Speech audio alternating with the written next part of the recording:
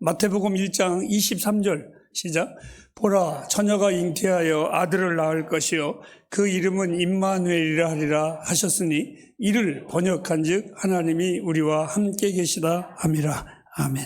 우리 주님이 이 땅에 오신 2000년 전 초림의 주님, 교회는 재림의 주님을 기다리고 있습니다. 우리가 이 하나님의 말씀을 서로 상고하면서 좋은 이 시간이 되기를 바랍니다. 오늘 하나님의 말씀은 하나님의 정체, 그리고 답은 임마누엘입니다.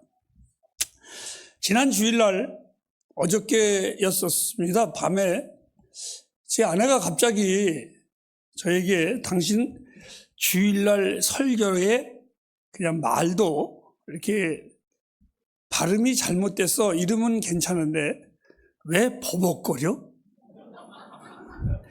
그래서 제가 가만히 듣고 있다가 흥분해서 그랬어. 그렇게 말을 했습니다. 왜 흥분을 하느냐라고 여러분들이 질문을 한다면 마치 어린아이들이 좋으면 그 기분이 오버랩된다고 그러죠. 이렇게 완전히 넘치는 것. 그런 것처럼 제가 연말이 되면은 사실상 굉장히 흥분된 마음 가지고 이 복음을 들고 이 앞에 섭니다. 성도들은 어떻게 볼지는 모르겠지만 그 이유가 두 가지가 있습니다. 하나는 내가 가장 좋아하는 주님을 이 연말이 되면 성탄절, 12월 성탄의 계절이 되면 설교 원고 다 안 해도 예수만 2박 3일을 해도 더 이상 이상하지 않을 계절이 이 계절입니다. 그러다 보니까 내가 너무 좋아하는 우리 주님을 마음껏 얘기할 수 있는 이 시간이 돼서 저는 굉장히 흥분이 돼 있고, 두 번째로는 새로운 연도를 맞이하는 마음 속에서 우리 햇불 가족들에게 어떤 메시지가, 그리고 어떤 우리들의 목적을 가지고 나아갈 때 우리 햇불 가족들이 정말 복을 받을까, 이거를 준비하는 내 마음이 엄청나게 흥분이 되어 있습니다. 그러다 보니까 빨리 하고는 싶은데 이게 잘 안 되는 겁니다. 이게 잘 안 돼서 우리 집사람의 표현대로 제가 이야기를 하겠습니다. 그래서 버벅대는 겁니다. 하지만 제가 오늘도 아침에 나오면서 하나님 말씀을 잘 증거하게 해주세요. 목사가 이렇게 기도해야 되는데 마음에 다짐만 합니다. 뭐라고 다짐했냐면 오늘 흥분하지 말아야지. 이 마음 가지고 옵니다. 오늘 2000년 전 마국간에서 태어나신 이분은 누구일까?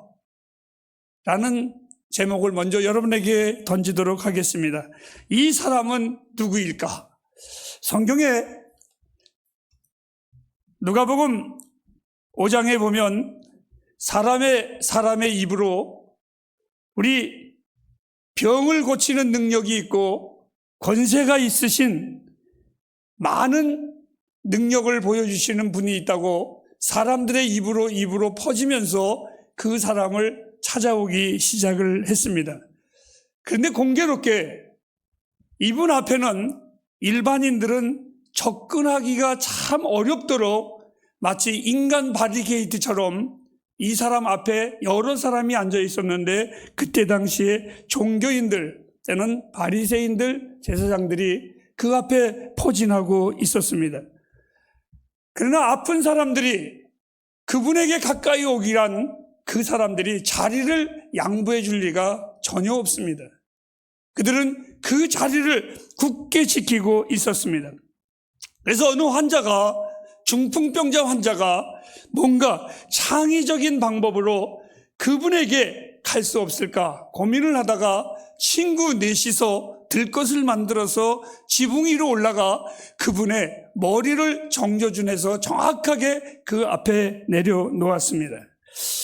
아마 이 환자가 그분 앞에 내려왔을 때에 그 환자의 음성은 이 소리를 듣기를 원했을 겁니다. 내 병이 나았으니 이제 자리를 들고 가라, 이렇게 하기를 원했는데 엉뚱한 동문서답과 같은 기대하지 않았던 응답이 나오는데 이렇게 말합니다. 이 사람아, 내 죄 사함을 받았느니라, 이렇게 말을 했습니다. 우리 다 같이 한번 읽어보실까요?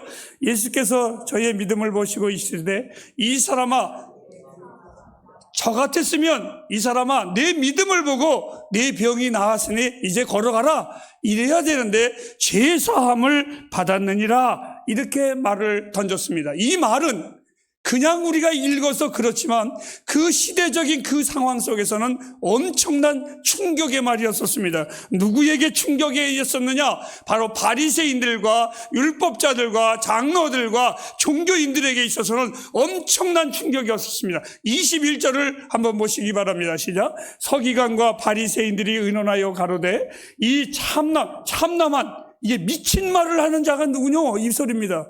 오직 하나님 외에 누가 능히 죄를 사하겠느냐? 이 참남한 말을 하는 자가 누구뇨? 오늘 성탄절 제목입니다. 이 사람이 누구뇨? 그리고 몇 주 지난 뒤에 다른 집에 종교 지도자들과 우리 주님이 또 만났습니다. 그런데 이분의 가르침에 한 여인이 감화 감동을 받아서 그의 발밑에 와 그들이 절대로 자리를 비켜주지 않으니 비스듬히 옆으로 와서 그 자기의 눈물로 그 사람의 발을 씻기며 향유를 그분 발 위에 부었습니다. 선생님은 이 여인을 보자마자 이렇게 말을 했습니다. 우리 한번 볼까요? 자, 누가복음 7장 48절입니다. 시작.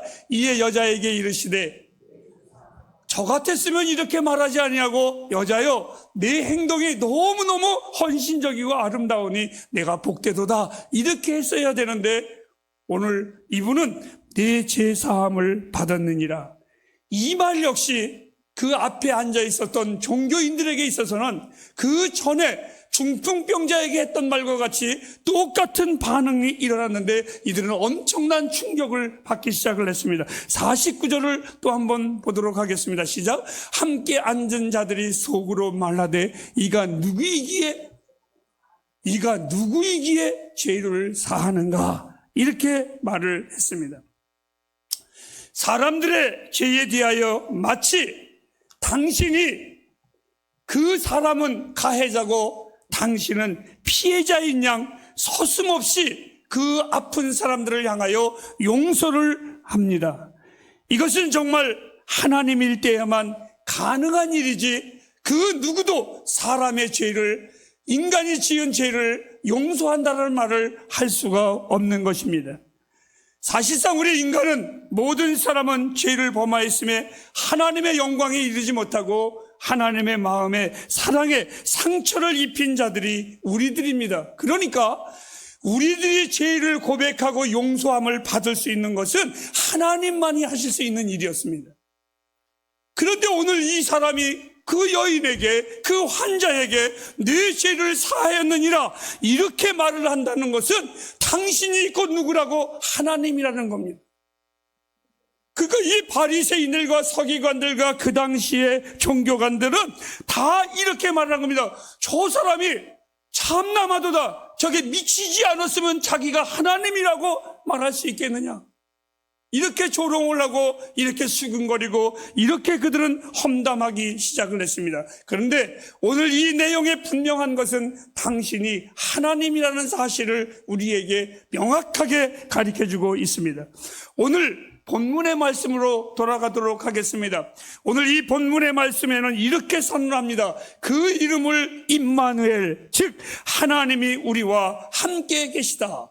이 말은 그의 이름은 기묘자라, 모사라, 전능하신 하나님이라, 영전하시는 아버지라, 평강의 왕이시라 할 것이라. 그 이름을 통해서 저는 다시 한번 또 하나의 여러분들에게 가르칠 것이 있습니다. 제가 받은 은혜입니다. 여러분 마태복음 1장 23절을 다 같이 한번 보도록 하겠습니다. 시작.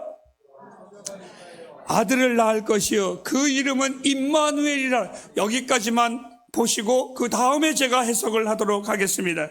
그분의 이름은 히브리어로 임마누엘이라 이렇게 했습니다. 자, 그런데 그 다음에 말이 참 재미있는 말이 나옵니다. 한번 보실까요? 23절 말씀을 다시 한번 보겠습니다. 그 이름을 임마누엘이라 하려 하셨으니 이를 무엇한즉 번역한즉 하나님이 우리와 함께 계시다.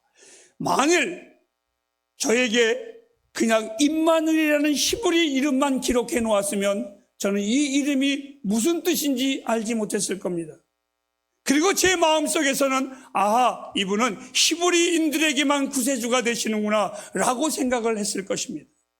그런데 오늘 성경에는 이렇게 말했습니다. 번역한즉 그 이름은 우리를 위한 하나님의 이름이라는 겁니다. 이 사실이 얼마나 저에게는 은혜가 되는 말씀인지 모릅니다. 왜?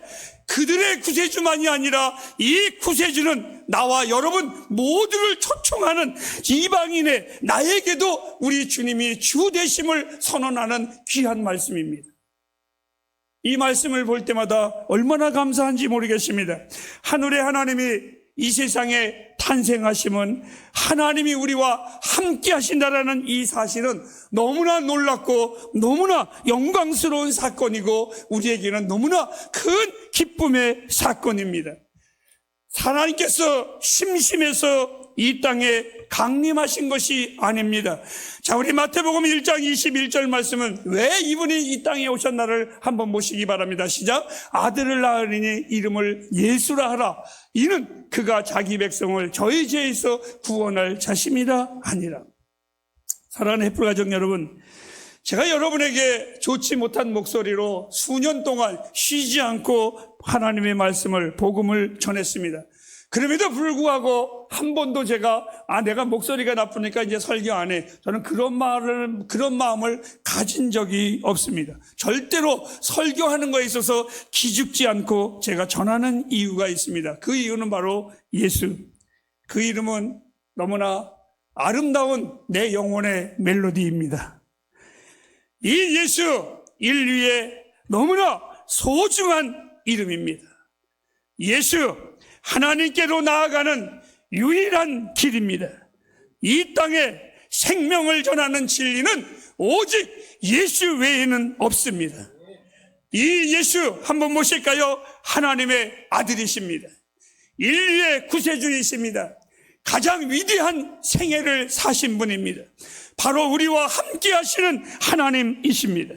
제가 우리 햇불 가족들에게 무엇을 준다고 하여도 신중하고 좋은 것을 최대한 주려고 애를 쓰기도 하고 노력하기도 합니다. 때로는 그것이 내게 부담이 될지라도 사랑하는 자들에게 주고자 하는 것은 그것이 부담이 아니라 희생을 하면서도 주고 싶은 게 애비의 마음일 것입니다. 하물며 하나님이 나에게 주시고 우리 인류에게 주신 것 시시한 것일까요? 아닙니다. 너무나 소중하고 너무나 귀중한 것을 우리에게 주셨습니다. 오늘 이 성경의 가장 좋은 이름 예수를 이 땅에 우리에게 허락해 주셨습니다.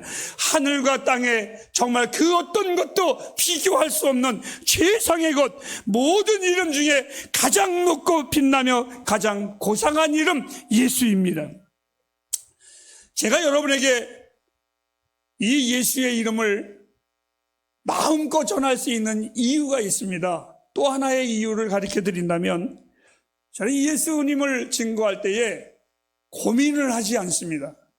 왜 고민을 하지 않느냐면 이 예수님의 이름은 우리가 지어준 이름이 아니라 하나님이 지어주신 이름입니다.